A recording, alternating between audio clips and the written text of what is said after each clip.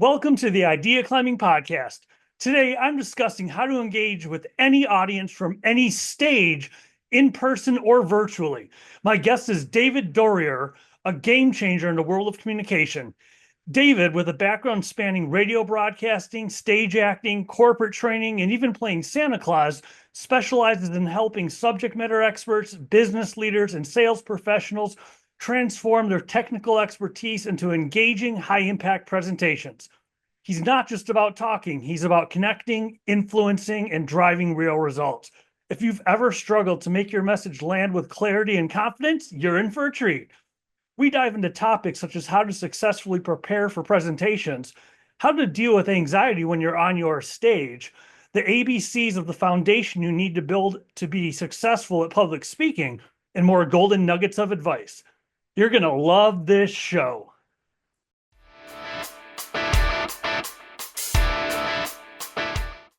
David, thank you for joining me for the Idea Climbing Podcast. I appreciate you making the time. Oh, thank you so much, Mark. I've been looking forward to this. It was like last year sometime when we first set this up, and finally we're here. So thank goodness. We made it a year later. Yes. And we're going to talk about how to engage any audience from any stage. Before we get into some of the tactics and strategies, I would love to know, as far as engaging with audiences, how did you get so good at it that you now teach it at the level you do? What's your story with learning about engaging audiences? That's a great question. I guess it's because I had to learn it myself. I come from my background is kind of varied. It started with military. I have a radio background, theater background. But while I was in the military, I ended up in a training unit, and training and development became a part of my life for the past 30 something years. And facilitating on a regular basis, I learned my tagline, talking and telling, ain't training or selling. So I learned that that I had to learn a new way of getting my audience to get the information to stick more. So I also come from being very shy and introverted, and learning how to be more comfortable on stage. And the one way to do that is making it more about the audience and less about me. So that's all part of that, how I had to create that engagement. That's interesting. How do you start to make it more about the audience and less about you? Well, number one is starting with what are the objectives, that when we get to the end of, let's use a training session as an example, that at the end of this training session, what are the things that this audience needs to walk away with understanding better? Not only understanding it better, but at what level do they need to understand it? Do they need to be an expert when they leave here? Do they have to have just some knowledge when they leave here? So first understanding what are the objectives that we need to hit. So now, again, that's all about them. Has nothing to do with me or my background and I'm going to teach this and I think they need this. It's first understanding what is it that they need and what is it that they want. Well, one thing I like that you had brought up that's, I think, tangential to this is knowing what the stage is. I mean, you have to know the audience, but could you talk about that? Because so many people, they think it always means a literal stage and only a literal stage. What do you mean when you say you have to know what the stage is? I'm glad you brought that up, Mark. That is a great question, because when people hear that maybe they've heard that I'm a public speaking coach. Well, I don't do any public speaking because I don't get up in front of a stage, and or get up on a stage and speak in front of a large group of audience. Now, what I say, I engage from any stage. And what I mean by any stage could be this right here, one-on-one, have a podcast. It could be a sales call. It could be a workshop. All of these things could be virtual. It's what platform or what process are you using to communicate to your audience? Are you mentoring someone? Are you training someone? Are you selling to people? The techniques that I talk about, these engagement techniques, can be used in any of those situations when you're talking to one or thousands. So how about let's take the selling scenario. Could you dive into that, unpack that a little bit more? What do you do to prepare? What does it look like when you engage from that stage? Okay. So good. I'm glad they brought that up about the selling. Now, let me, a caveat here is that I am not a sales coach. Mhm. However, what I do provide to sales folks is a process on how to connect better to the audience. What I found, let me start here. These processes that I have, the 8 principles of engagement, they come from my background as an instructional designer. How can you create material that is going to stick in the mind of your audience? And the more I worked with it, the more I saw that anybody, including salespeople, can benefit from these types of principles. I think that in some ways, training and sales, there is an overlap there because as a salesperson, I feel I have to educate my audience enough for them to say yes. Mhm. Whereas if I'm training a group of people, I've got to educate them enough so they say, okay, I'll use this new process. So back to your question, the sales process is first understanding your audience. The same thing with training. I first have to understand who's my audience. What is their learning style? What is their buying style? And then adjusting to that scenario. So how do you learn their buying style, their learning style? Is it interviews before you give the presentation? I use air quotes intentionally. How do you know their buying and learning style, or do you figure it out kind of on the fly during a presentation? All of the above. Now there are questionnaires that can go out beforehand to where you can evaluate the individual. Now I'm using, let's use a training example. Certainly in that situation, I can reach out to the organizer and get an idea of the makeup of the group and try to get as much information about that individual or that group as possible beforehand. In a sales situation, just like in a training situation, I may have to ask questions right up front. What brings you in today? What is it about this product that attracted you? A gazillion different questions that are going to be appropriate to what you're selling. But I do the same thing in training. I ask a lot of questions up front. One question I ask up front is, why are we here? What Mm. purpose? What objective are we here to, or what problem are we here to solve? All of you received an email of some sort or some sort of correspondence that attracted you enough that said, okay, I'll show up. So now that you showed up, what was it that you read that said, I got to show up? Well, let's take a few steps back and look at a traditional presentation. Chicken and the egg. What are the components of a good presentation if you have to start planning something without being able to poll the audience? And it's in a traditional sense of being on stage. Well, okay, all right, great scenario there. So you've not been able to poll the audience, but you've been invited to speak. So you've been able to get some information about where you're speaking, why do you want me, what to speak about. So you certainly have those foundational skills of what they want you to teach. Then creating, certainly creating those objectives. What, based on your experience in my field, these are the types of questions that I get a lot. So starting in that area. But I would be flexible enough, and this takes practice as a facilitator, be flexible enough that when I ask these questions up front to gauge my audience, I may have to take a different direction or a different way or some different streets to get to that ultimate objective. Does that make sense? Yeah, so you have to be flexible to work within the audience's feedback, reactions, whatever that might be that you're getting in the room. Yeah, yeah, yeah. You don't want to deviate from your main objective, but based on maybe I came into this thinking that everybody in my audience were novices. And now that I've polled them, I can see now everybody in my audience is already an expert. So maybe I can use a different type of terminology. What do you do to define an objective beforehand as far as sales training? Because we were talking about those. What are some examples of objectives for sales and or for training that you like to set ahead of time? How do you set those? Again, great. So let's take a look at the training situation. So in training, it's going to be, what knowledge do I want the audience to to leave with? What is it that I want them to be impacted with? What is it that I want them to remember and never forget? And then understanding what level, what proficiency level I want to get them at. Um, so yes, starting with in a training, in a sales, I would think that the ultimate objective is get them to buy. Hmm.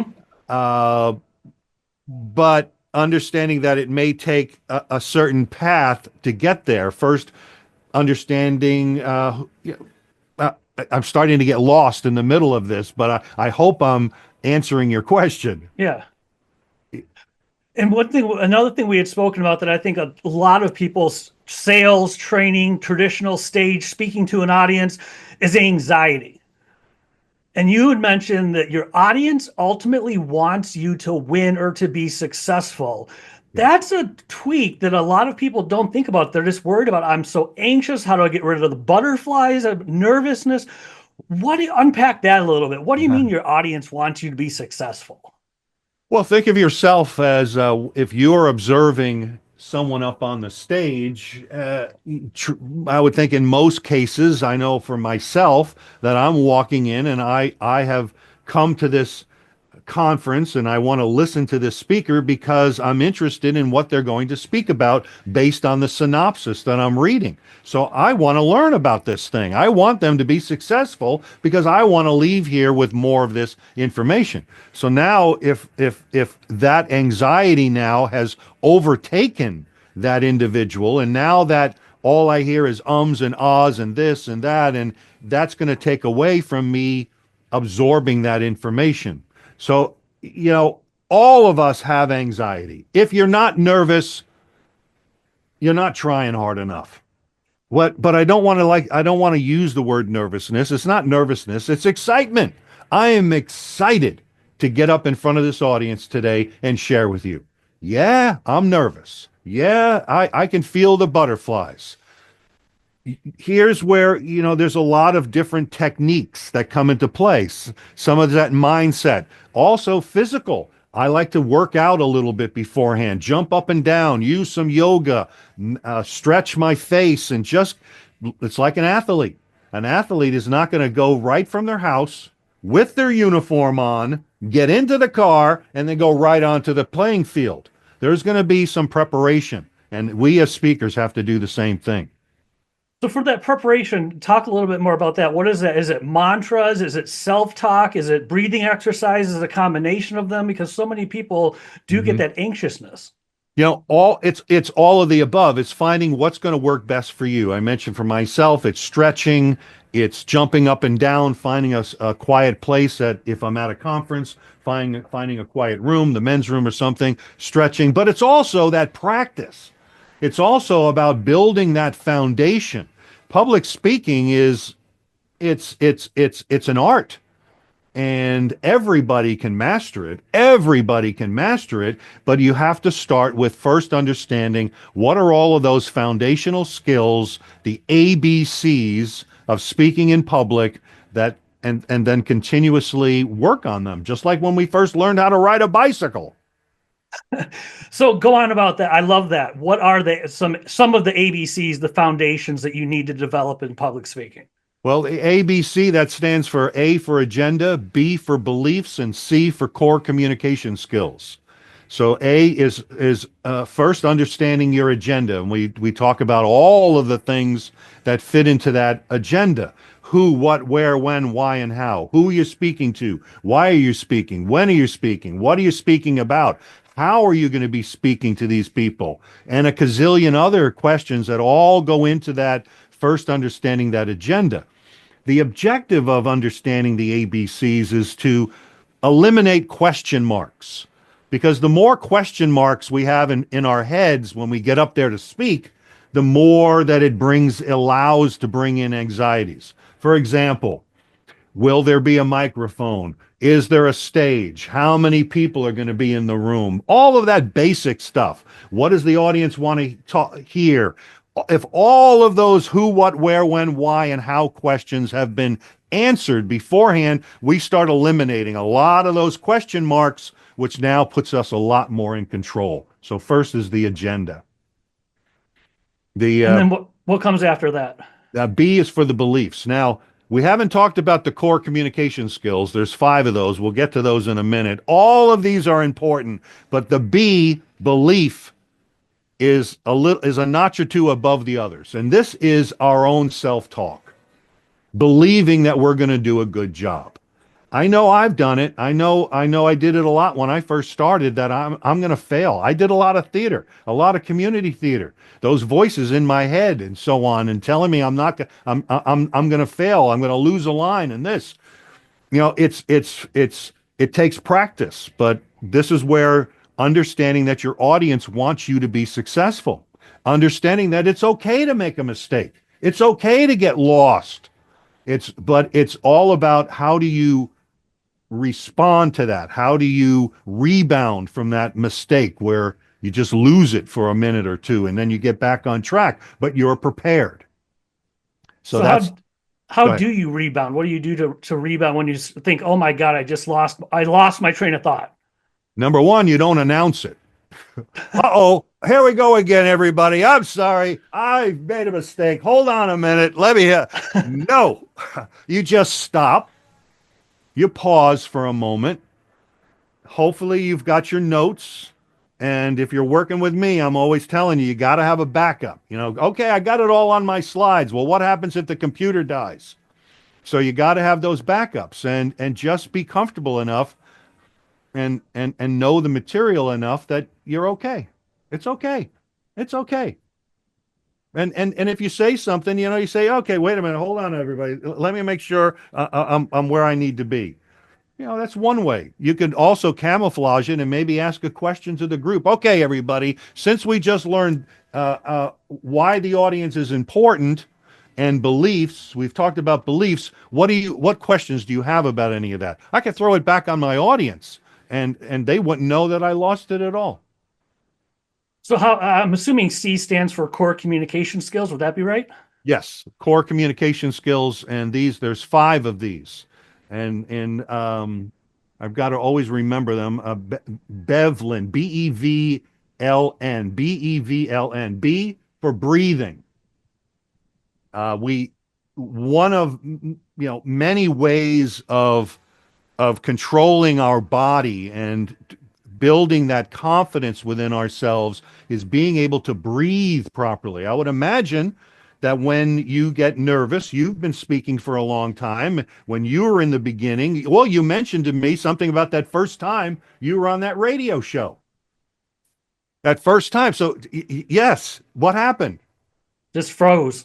Totally froze. You weren't breathing. Mm-mm.